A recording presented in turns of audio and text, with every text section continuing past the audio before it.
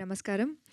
Press మీట్‌లోనే చాలా మాట్లాడాను. But అయినా నాకు సాటిస్ఫై అయ్యి నేను హ్యాపీగా వచ్చే ఫస్ట్ సక్సెస్ మీట్ ఇది నాకు.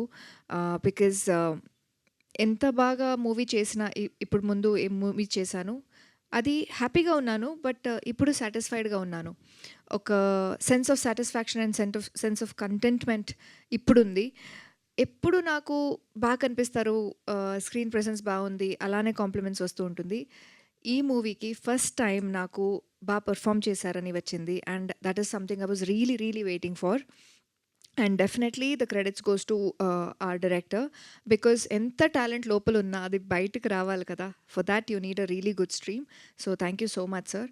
And I thank my producers for this opportunity. I don't know next ఎప్పుడు నాకు ఇంత ఒక మంచి స్క్రిప్ట్ దొరుకుతుందని నాకు తెలీదు. హోప్‌ఫుల్లీ మచ్ మోర్ కమర్షియల్‌లో చేయాలి, ఇది చేయాలి. బట్ నాకు చాలా కనెక్ట్ అయింది ఈ స్క్రిప్ట్.